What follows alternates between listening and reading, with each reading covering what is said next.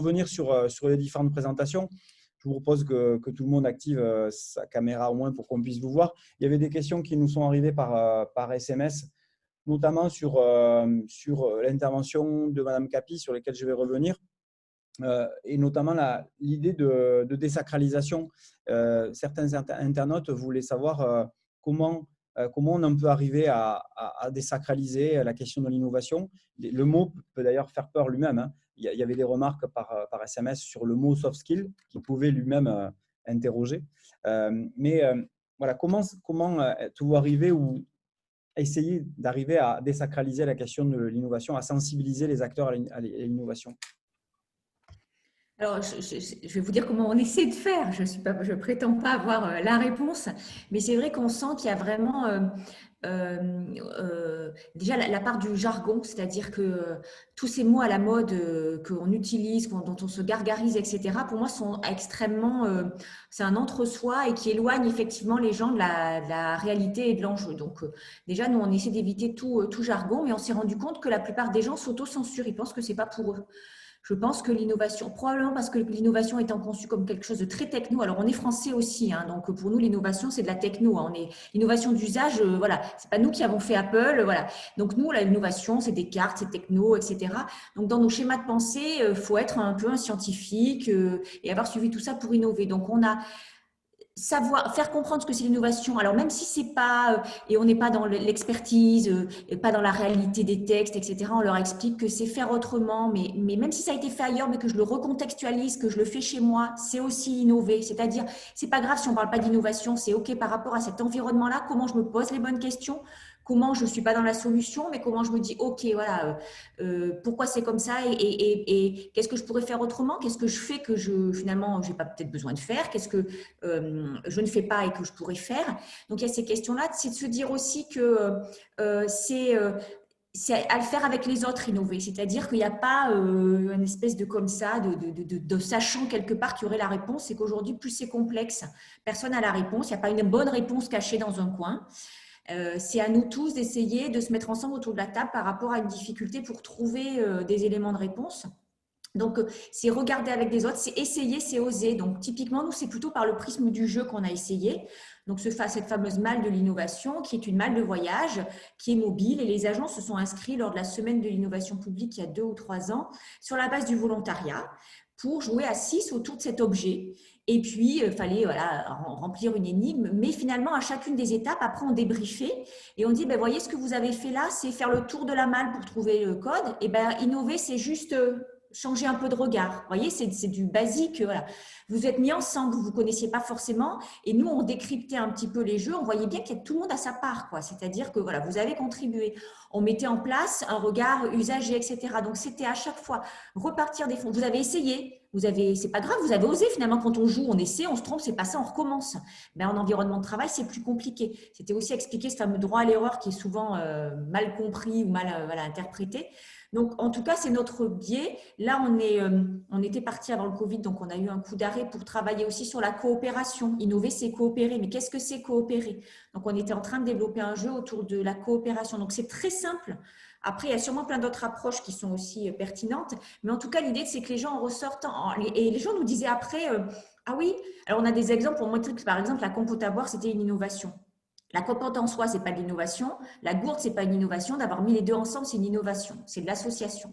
Et ben régulièrement, j'ai des gens agents que j'ai vus dans des. On allait partout. Hein, on allait dans des crèches, à l'assainissement. Enfin, on allait dans tous les secteurs. Qui me disent ah oui oui, je me suis dit ça. C'est comme la compote à boire. Peut-être que si je mets les deux trucs ensemble, et ben voilà. C'est-à-dire que c'est très simple. C'est peut-être prosaïque, mais c'est aussi l'idée. C'est pas que le DVD qui est longtemps resté d'ailleurs une invention et pas une innovation parce qu'il est longtemps resté dans un tiroir. C'est voilà que les gens s'autorisent à. C'est tout simple et qui sentent derrière qu'il y a une équipe qui est aussi prête, enfin qu'on est une organisation qui permet d'exprimer cette idée.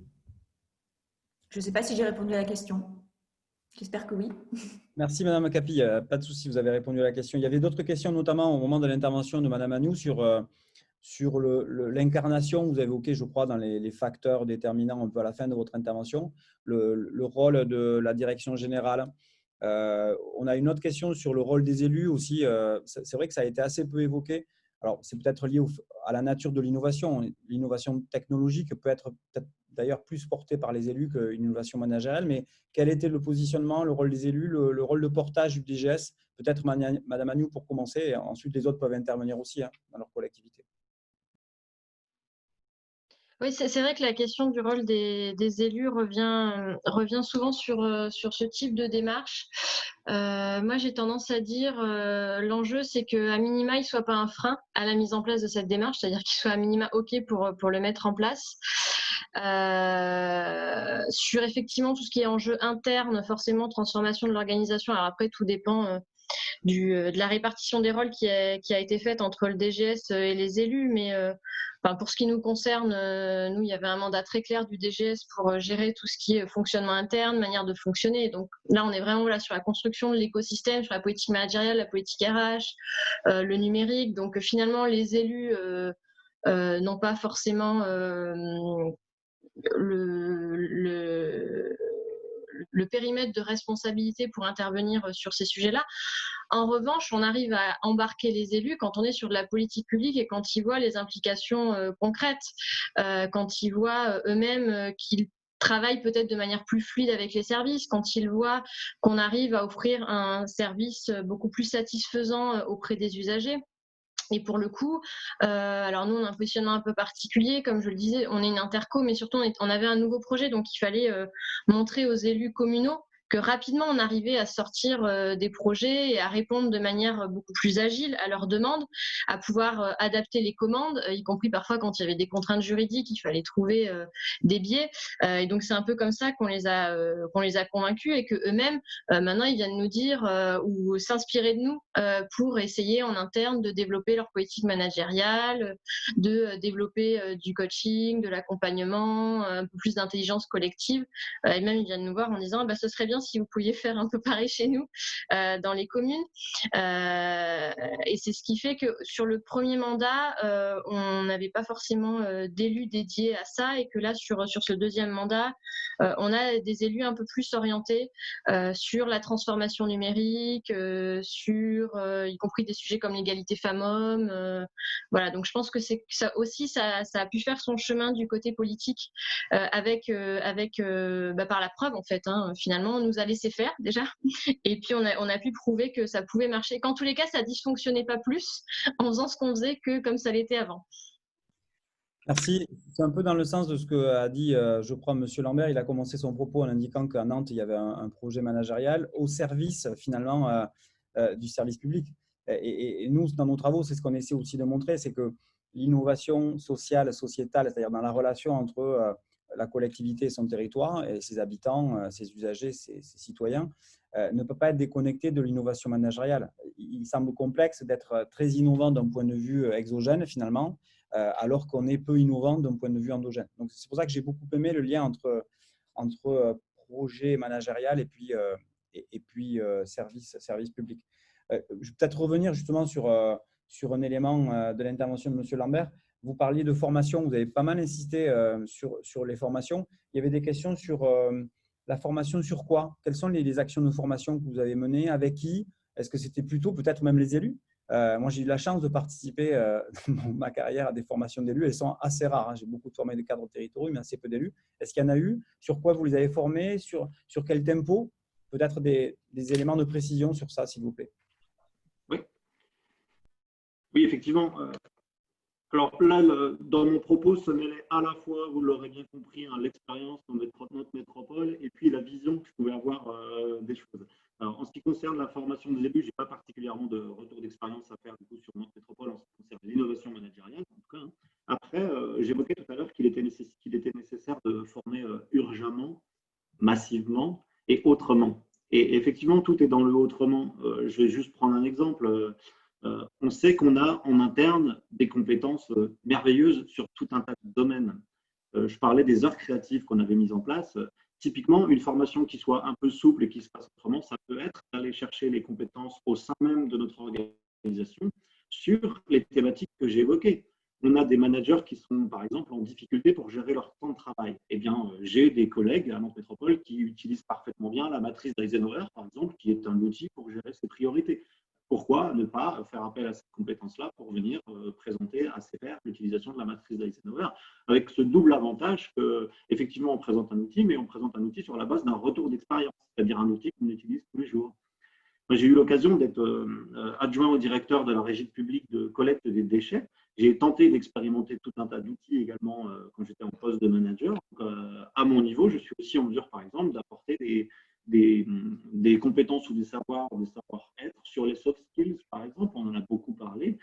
Moi, je pense à un outil qui est le test, par exemple. C'est un outil dans lequel, pour faire un recadrage ou pour faire une régulation vis-à-vis d'un agent, il y a simplement une petite grille de lecture qui est la suivante. On décrit les faits, donc on en revient toujours aux faits, on exprime ses sentiments, on essaie de faire en sorte que la personne qui est en face de nous trouve une solution. Si jamais ce n'est pas le cas, on en a préparé une, bien entendu, et on finit sur un contrat clair. Ça paraît très bête comme ça. Mais si on arrive en interne de manière très souple à former l'ensemble des managers à ces petites techniques, de manière à ce qu'ils soient sur des entretiens qui soient plus efficients, on va dire, on a une force de frappe qui est juste extraordinaire. Parce qu'en fait, sinon, on est dans un cercle vicieux. C'est-à-dire qu'un manager qui aujourd'hui a du mal à aller faire une régulation va faire des maladresses. Soit il n'y va pas, parce qu'il ne sait pas comment s'y prendre, ou il a peur de la réaction de l'autre, et là on revient sur l'intelligence émotionnelle. Soit il y va et il n'est pas armé, il n'a pas les bons outils. Donc finalement, l'entretien de régulation provoque quelque chose de pire qu'en termes de relationnel que ce qu'il y avait au début. Donc voilà, l'idée dans la formation, c'est vraiment d'outiller de manière assez simple tous les managers sur des petites choses comme ça. Aussi bien, j'insiste, sur la qualité relationnelle que sur le temps de travail ou encore sur les sciences sociales pour comprendre que, par exemple, quand on prend une décision, et je termine là-dessus, quand on prend une décision, on est victime de biais cognitifs, y compris une décision collective. Et bien, il y a tout un tas d'outils qui permettent de diminuer l'influence de ces biais cognitifs. Merci, Monsieur Lambert. D'autres questions qui ont été aussi posées sur l'intervention de Monsieur de Rosquat. On va essayer d'aller à l'essentiel avec des réponses assez courtes si on peut. Notamment sur les résultats finaux, là, vous n'avez pas eu le temps de détailler, donc peut-être nous dire les différences. Une question a été posée sur les différences entre acteurs, puisque vous avez interrogé différentes catégories d'acteurs. Est-ce que les compétences sont les mêmes ou pas entre les acteurs, entre les intrapreneurs publics, les start-upers, et quelles sont les compétences qui finalement sont les plus évidentes ou celles qui sont les plus importantes dans l'innovation? Parce que vous en avez évoqué beaucoup. Il y avait l'idée de, si vous deviez en retenir 2-3, avec 2-3 actions clés à mettre en place dans les collectivités par rapport à ces compétences phares, quelles sont ces priorités que vous pourriez isoler? Par rapport à ça, ouais, je fais de la recherche-action, c'est-à-dire qu'à chaque fois que je vous dis ça, on est sur des vrais terrains, on mobilise des vraies actions sur une quantité de managers très importante, donc on a dépassé largement le POC depuis des années et des années. Donc le premier indice, là de vous dire, il y a 3-4 trucs essentiels. Non, la première chose à avoir, c'est déjà avoir une grille de lecture.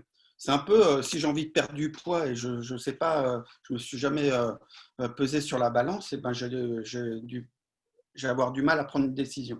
Ben, la première chose, à un moment, c'est de voir un peu de reprendre les contextes environnementaux et de faire un espèce pas d'audit, je n'aime pas ce terme-là, mais de comprendre dans quel espace on est, quelles compétences l'organisation met en place. À la fois, ça permet au manager de comprendre la perception de l'ensemble de ses collaborateurs et après de mettre en place un ensemble de mesures qui sont plus objectives. La difficulté aujourd'hui que je vois, c'est la capacité à décider. Si à un moment, on ne se pense pas sur des choses un peu objectives et mesurées, eh ben, c'est un peu dangereux. Et ça diffère beaucoup selon d'un environnement à un autre.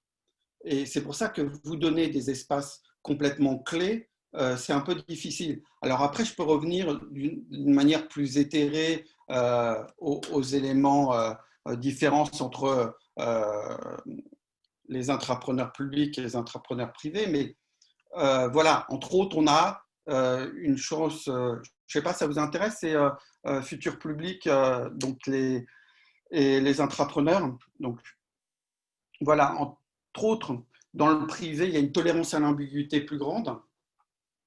La motivation, par contre, est beaucoup plus élevée chez les intrapreneurs du secteur public. Par contre, ils ont un déficit dans la capacité à collaborer, à communiquer.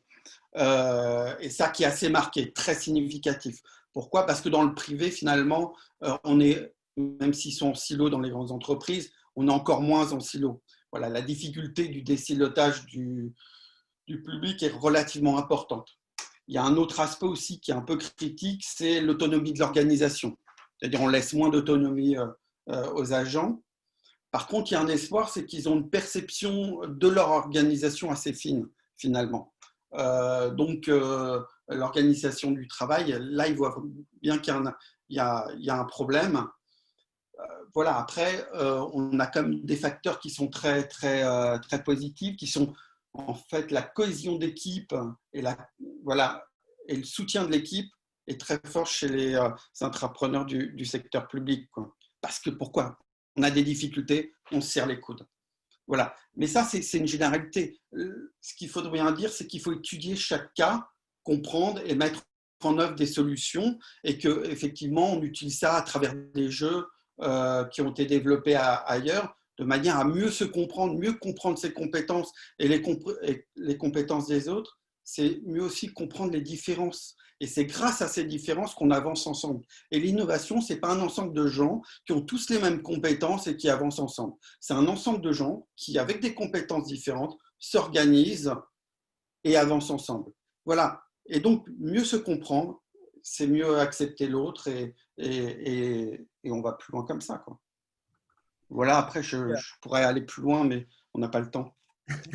Merci, Brieux. Mais c'est vrai que je suis assez étonné. Enfin, le focus de la table ronde aujourd'hui, on pouvait penser que c'était un focus individuel, puisqu'on parlait de compétences finalement douces qui peuvent être attachées à des acteurs pris de manière individuelle. Mais en fait, on s'aperçoit que dans vos pratiques, il y a beaucoup de mise en place de démarches qui permettent justement la participation, la coordination, la collaboration entre les acteurs, la mise en relation des acteurs qui, dans nos organisations classiques, peuvent ne pas finalement être en relation de manière automatique.